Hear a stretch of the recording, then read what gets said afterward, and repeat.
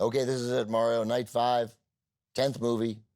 It's been a great run. This is a feel-good night, let me tell you. In Cold Blood, and now Who Killed Teddy Bear with Sal Mineo, one of my favorites. Sal Mineo is almost forgotten, and I think he was a really wonderful actor.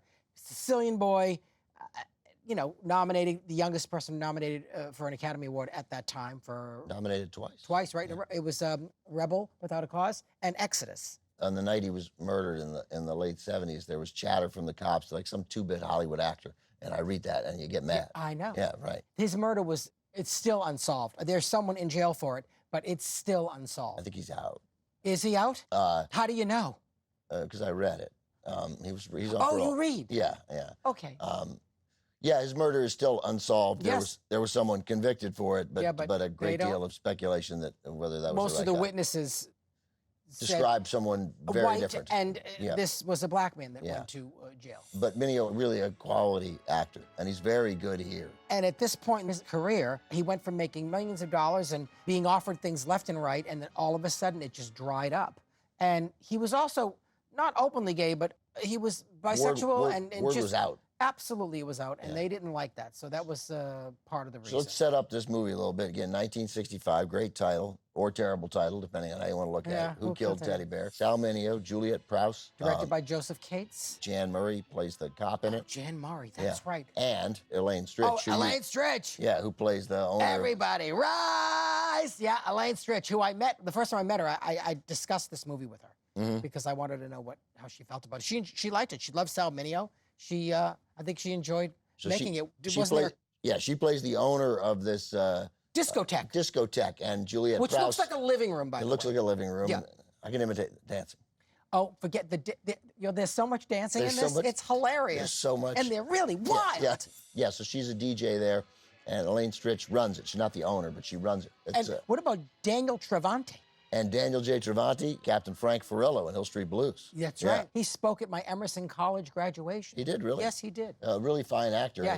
He's good in this, and he looks great. Doesn't speak at all here. No, he doesn't. He plays mute. Yes. But he's sort of the enforcer at the nightclub, but he's a very sweet, decent guy. And Sal Mineo works he's like, Sal Mineo's bussing tables at the place where he's a waiter. Right, and it's very, there's a lascivious, peeping Tom character. Yeah, Juliette Prowse was getting obscene phone calls, which brings her into contact with the police. You don't know who it is right away. And this is a real look at Times Square in 1965. At that time. It's eye-opening for me because we think of the sexual revolution in the late 60s, like 67, 68, 69, right? This is 65. Yeah. At least in terms of movies, to me, 1965 is a lot closer to 1955 than it is to 1967. Yeah.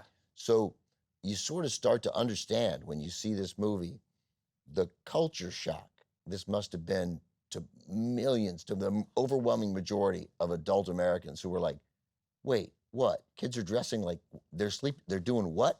Like because as we see Sal Mineo, and for a little bit, Juliette Prowse walking to work and so forth. We see the places they're passing. Mineo is more likely to sort of, check out some of these places. Yeah.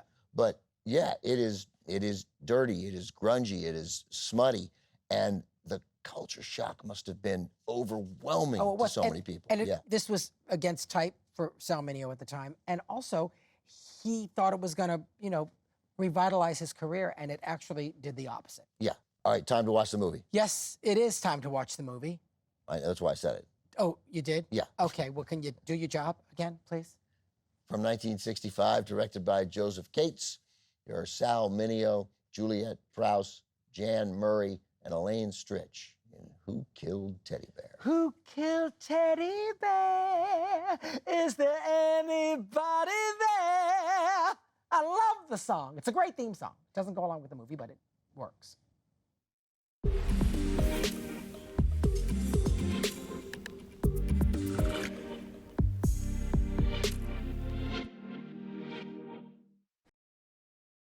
Back with Mario Cantone. You just woke me up. Yes, we're back. We're back. Well, Who Killed Teddy Bear? Interesting movie, isn't it? Why did Dave Madden, the cop, Jan Murray, the actor, why did he let him go? Like, he's got him. He beats him up. He stops him or doesn't stop him. He gets him post sexual assault. Yes. But then he like lets him run out. I don't know. You can ask Jan Murray about that, which, you know, his performance to me is, I'm conflicted about it. But I do like the way it's written. I love that you're led to believe that maybe it's him because he keeps listening to these tapes and he's kind of a little inappropriate with her. And he's got a 10-year-old daughter there listening to these tapes too. Yep. But when they give him that backstory that his wife had been raped and murdered, Yeah. and then therefore he's into studying these degenerates, right? Yeah. But I do like that the implication was constantly that he's either the bad guy, Yeah. right? That he's either the one making the calls, Yeah.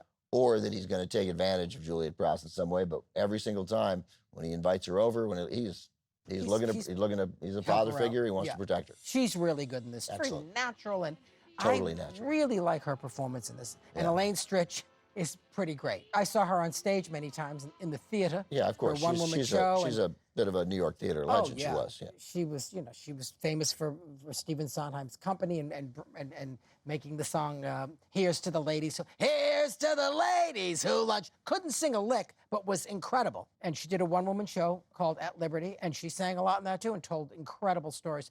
She told a story about going out with Judy Garland one night, and they just were drinking and drinking, and because she was saying she was a big drinker, Elaine.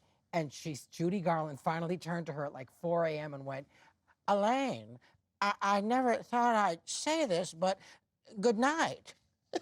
And it's like the best story ever. She had like the best stories in that show. Yeah.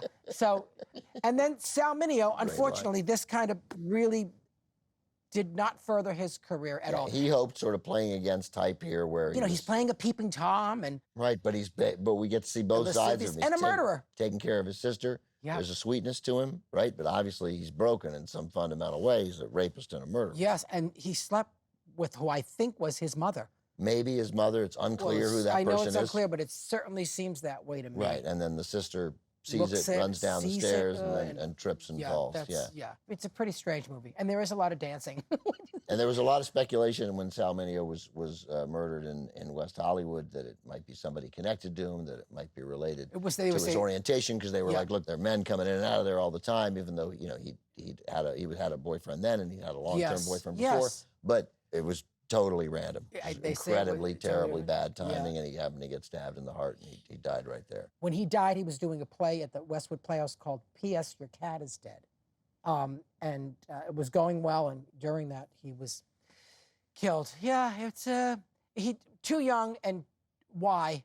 Yeah, and it's very clear, based on his friends, that if Sal Mineo had been around when TCM went on the air, we couldn't keep him off the air. Oh, he would would have loved want it. to come on and talk about everything. Yeah.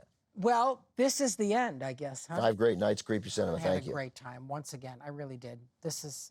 I adore you. Me too. Thank you. And, you know, you may be done for the night, really for the year. For the year. For the year. I'll be back soon. You'll be back soon. We can't, there's no TCM.